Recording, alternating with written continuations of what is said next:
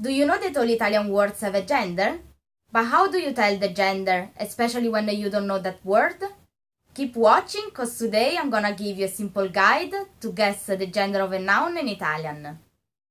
But before we start, ciao, my name is Ambra and I make a new Italian lesson every week. So if it's something you are interested in, please consider subscribing. In today's video, I'm gonna show you some tricks that you can use to guess the gender of a word in Italian. Are you ready? Pronti? Cominciamo! Let's go! All Italian nouns have a gender, and they can be either masculine or feminine. Word gender can be tricky for English speakers because it doesn't exist in English. And the worst part is that there's not really a rule in Italian that tells you the gender of a noun. However, today I'm gonna give you some guidelines to help you guess the gender of a word when you find a term that you don't know already. So in this lesson, I'll tell you first why the word gender is so important to be able to speak properly in Italian. Then I'll give you a simple guide to help you to guess the gender of a noun if you don't know it already. And finally, we'll do a practical activity so you can test what you've learned about the word gender in Italian. Let's start talking about why it's so crucial that you know the word gender if you want to speak Italian correctly. The main reason you need to learn the word gender of a noun is because all the other words in a sentence need to agree with it. That means that the articles, the adjectives, or the verb in a phrase all need to match with the gender of the noun they refer to. Let's see an example to clarify. In Italian, the house is feminine. So if you want to describe it, you need to use the articles and the adjectives in the feminine form. La mia casa è bella. La mia casa è bella, where la is the article and mia, bella are the adjectives. This sentence means my house is beautiful. Let's look at another example where the verb changes based on who's talking.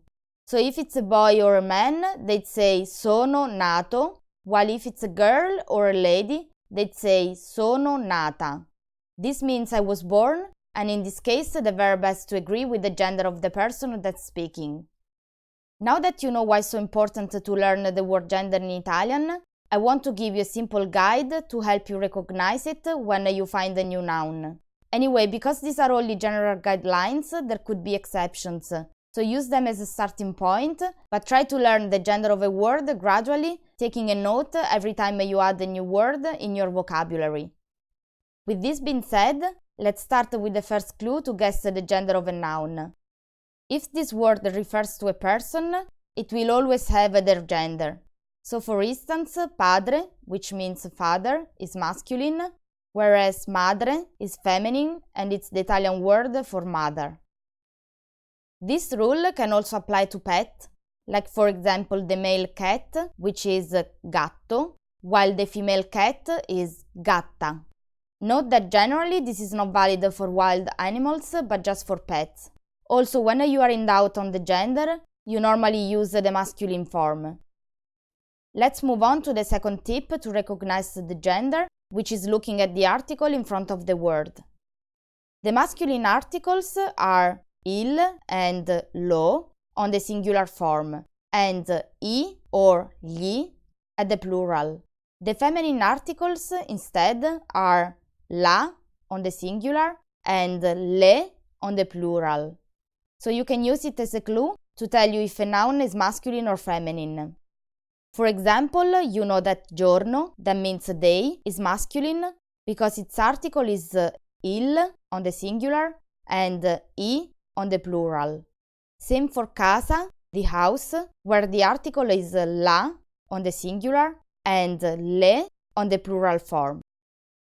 So far so good, but watch out when the word begins with a vowel. In fact, in that case, the article loses the last letter and gets an apostrophe in its place. So instead of being lo or la, it simply becomes l, like in the following examples. L'orso, which means the bear, and it's masculine, and l'aquila, that means eagle, and that's feminine.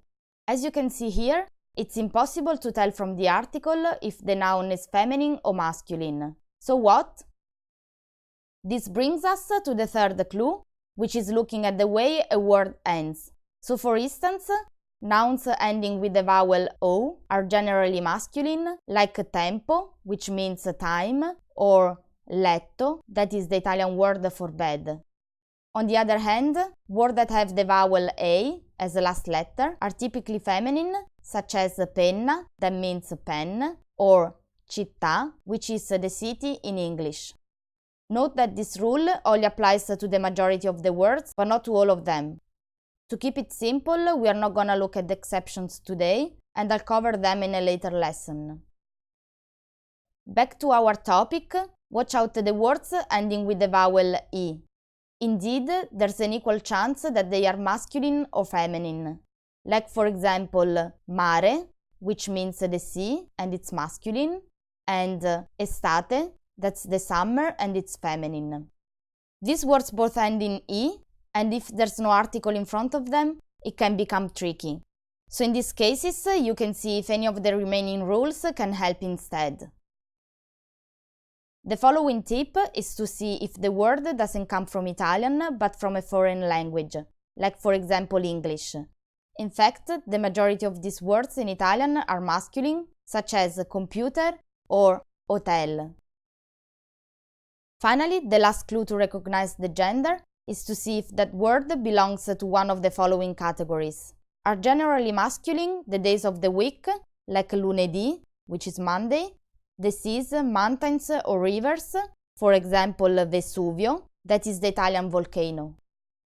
Are also typically masculine the languages like Italiano, Italian, or the cardinal points such as Sud, which is the south. On the contrary, are usually feminine the fruits like the apple, which is mela in Italian, or the continents, countries and islands, for example Europa, that means Europe. That was the last clue to guess the word gender in Italian. Now before you go, let's do a practical activity to help you to remember these rules. You can see here 6 words. I'm gonna read them and you need to take a note of what's their gender. La maestra, the teacher. Il lupo, the wolf. L'arancia, the orange. L'Italia, Italy. Il pane, the bread. L'inglese, the English. Done? Let's check the answers. La maestra refers to a person, so we'll take her gender, and therefore it's feminine. Il lupo ends with O, and you can see that's masculine from the article il. Then l'arancia is feminine because it ends with the vowel A and also belongs to the category of the fruits that are generally feminine. For the word l'Italia, the article doesn't help, but you can look at the last letter, which is an A, and that tells you that's most likely feminine. Also, this noun belongs to the category of countries that are generally feminine. For the word il pane, the ending doesn't help, but you can look at the article il, so you know it's masculine. Finally, for the noun l'inglese, you can guess that's masculine because it goes into the group of the languages that are typically masculine. There was a lot to take in today, so let's recap quickly on the main things you should remember. First of all, the words in Italian can be masculine or feminine. Then, all the words in a sentence need to agree with the gender of the noun they refer to. Finally, in order to guess the gender of a word, there are some clues, such as looking if the term refers to a person or looking at the article in front of it. You can also see the way the word ends or if it's a foreign word. And lastly, if the noun belongs to a certain category, you can also guess their gender from there. Okay, that was everything for today. Thanks so much for watching. Remember, the word gender is very important in Italian, so when you find a new word, don't forget to learn its gender as well. Please give me a like if you enjoyed this lesson and subscribe for a new video every week. See you soon. Ciao ciao!